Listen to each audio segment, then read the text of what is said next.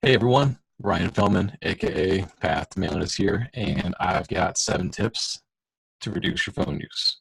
All right, so every time you shift your attention, your brain has to reorient itself, right? So in the land of mass distraction, the disciplined man is king. So let's learn to do some deep, uninterrupted work, and we can do that by removing the distraction of our phones and focus on what really moves the needle, right? All right. So number one, move distracting apps off the first page and replace them with more useful apps. So if I look at my phone, the first page has no games, doesn't have any social media with the exception of Twitter because I use that a lot for paths and mailingless. Everything on the front page is solely something that I use productive. My pedometer is on there.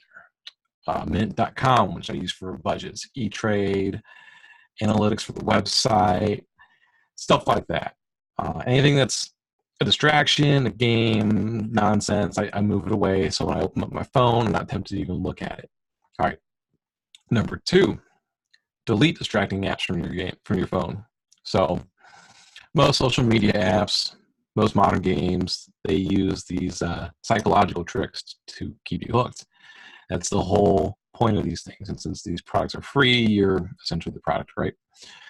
So all they care about is how they can keep you on their app or their game as long as possible. And if you lack the discipline to use these in moderation, then your best bet is going to be just take them off your phone.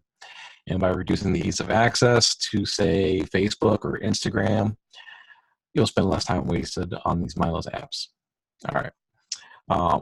In addition to those, Reddit, that's one I actually struggle with. I'm not the most addictive to these kind of things, but Reddit was one that I just simply had to get off my phone. Stuff like Fortnite and Candy Crush, these games are manipulating. They're showing you with dopamine, and basically you're just clicking buttons. All right. Number three, check your screen time. So on the iPhone, you can access screen time from your settings. This not only will track your daily and weekly usage of various apps, but you can also set limits on specific apps. This is super helpful. I use this on a few of the apps that I kind of struggle with, where I can kind of mindlessly start scrolling a little too long. So for example, you can set a 15-minute daily daily limit on, say, Instagram. And then once your 15 minutes are up, your phone will let you know, and you can realize, you can catch yourself that you're just kind of caught in that mindless dopamine phase, right?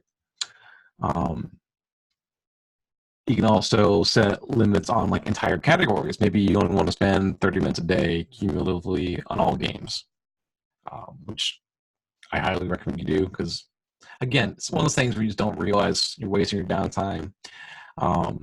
You can. This is another huge one, and I think everyone needs to do this. You can set a downtime where only specified apps can be used.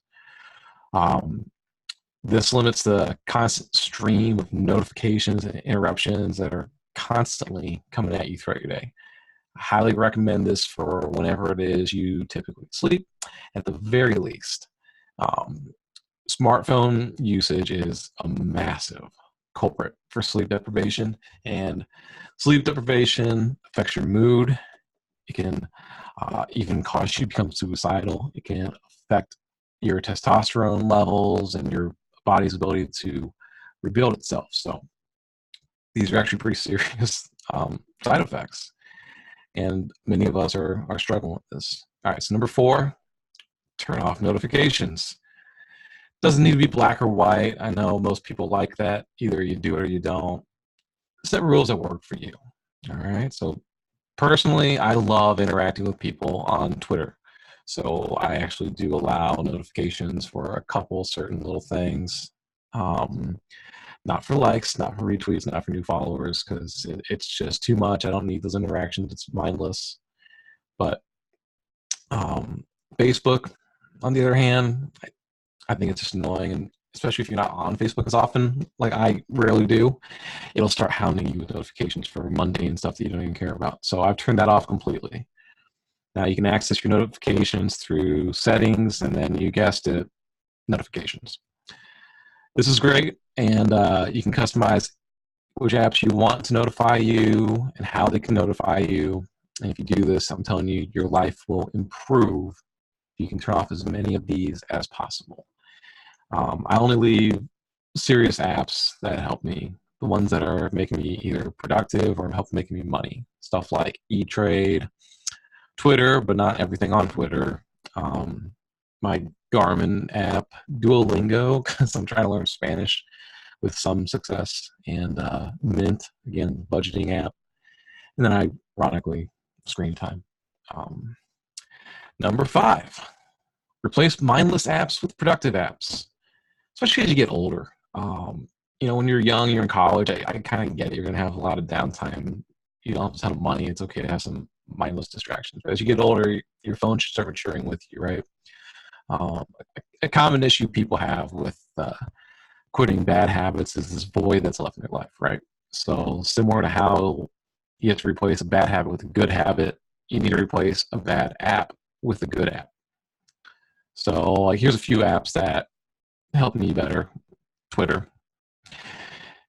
If you haven't noticed, I'm pretty prominent on Twitter, and I'm a big fan of it. So go follow me, Path Manliness, on Twitter, if you haven't already. Now, if you follow the right people on Twitter, this could be a huge source of inspiration, knowledge, and perhaps most importantly, networking. Steel Jans, someone I follow on Twitter, he refers to Twitter as the chat room of real life. Many gamers, they socialize via chat rooms in various video games.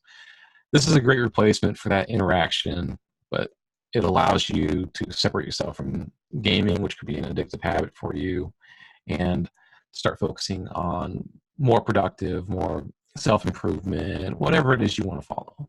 Twitter is whatever you make of it. Duolingo. It's an app that can teach you a new language. 5 minutes to kill. I wanted to become, if you want to become like a more interesting person, this is huge. They've done a good job with Duolingo of gamifying it. So it's addicting, but it's addicting towards making you a better person. And just a few minutes a day, and you're not going to be fluent overnight, but you'd be amazed how much you can learn if you do it every day. Mint, a budgeting app that I like to use. It's not mine, but I use it. So if you want to know your net worth, if you want to know how much you're spending every month, if you want to track your credit score, this app does all that stuff and more. I've been using it for like 10 years now, I think, pretty much since I left college. And it's if you link all your bank accounts, your credit cards, all that stuff, it compiles it all together. It's incredibly useful. I highly recommend it. Evernote. Evernote's a big one if you're a writer or if you just take notes throughout the day. It's a free app, and it will sync your phone to your laptop. If you pay for it, it'll do more, but for free, it'll handle 2 devices. So you can keep a list of like running ideas going on your phone, and then when you come home, you can go to your laptop and flesh them out a little bit better. The magic of the almighty cloud, right? This can also serve as like a nice electronic journal. I like using these moleskin notebooks, but I don't always have one on me, even though I say I like to. There's times where I just don't have one on me, and this serves as a nice replacement. So it's also how I work on my blog posts sometimes. If I'm out and about, I can write some ideas down, at least an outline on a phone. It's not that cumbersome. And then I can come back to the computer later on. It's already on the computer. I just have to edit and finish it. It's great. The next one, Asana, A-S-A-N-A. This might be the ultimate productivity app. So Asana allows you to create a list of tasks to complete, and it's got that so gratifying check mark that you get to tap when you complete it. It's not quite as good as crossing off a list on a piece of paper with a pen. It's up there though. So you can also create like bigger projects and then have smaller like itemized tasks underneath them. If you have a problem with staying organized, this is a game changer, and I definitely have a problem staying organized. So this is really helping me out. Obviously, you want to encourage the use of these apps over like the wasteful ones we got rid of. So again, put these ones on the front page of your phone, or maybe put them all in a folder called productivity. That's what I did with most of them. That way you can kind of reduce some screen clutter as well. Number 6. This might be the hardest one. Set time where you're away from your phone. Someone I've been talking to lately on Twitter named Timothy Regal. He's got this idea, which I've actually practiced a little bit on my own, called Screenless Sunday. Basically, it's just a day where you spend time with your family, your friends, or just away from your phone. At some point, you got to decompress. So place your phone on silent, walk away, go read a book or something, walk your dog, go enjoy the outside, the outdoors. This is why I highly recommend reading physical books and writing with a pen and paper, because there's just something about electronics. It's hard on your eyes. It's distracting. I like to read ebooks on my phone sometimes, but it's really hard to stay focused. There's too many distractions. It's really easy to have a thought, Google something, check something on Twitter. It's different than when you're reading a book. And I know you're gonna have this terrible feeling of dread and anxiety of all the missed calls and all the missed texts that are gonna happen while you're away from your phone. But let's be honest, 99% of the time you come back, go look at your phone, you hope you don't miss anything important, and there's really nothing that serious there. So again, it's best done during like less busy times. Sundays are perfect. That's usually when I try to do it to some success. Number 7, this might be the most important one. Practice situational awareness. Now, the world's become a very safe place, despite what the media and the news want you to believe. But natural selection has allowed for most of us to develop this terrible habit of letting our guard down while we're out in public, so we can just scroll through mindless memes and mainline dopamine from social media. Now, don't let your default action of momentary boredom be to mindlessly check your phone. When you're waiting in line and you're walking down the street, be aware of your surroundings. I mean, be reasonable. It's okay to glance at your phone, but it's probably not going to be some, giant group of hooligans in the alley waiting for you so you can test your jujitsu skills on them, or a wolf stalking you as you hike. But you never know what danger lurks ahead. Could be something as stupid as like a rock in the way and you trip over it, fall, and hurt yourself. These kind of things happen all the time. People fall taking selfies by the Grand Canyon. They fall off cliffs and kill themselves. 1.6 million people die every year due to accidents from smartphone addiction. So it's a real thing. It really is. It doesn't sound like it, but it is. You just don't want to be that guy that gets hit by a car or a drunk driver because you were checking the score of some basketball game instead of paying attention to what your surroundings were. So you also don't want to miss the fascination that is life. I mean, look around. Consciously make an effort to appreciate the world. Be in the moment. Listen to the songs of nature. Check out the beauty of the local architecture, or simply notice how most people are so absorbed by their cell phones and you can act smug and laugh at them.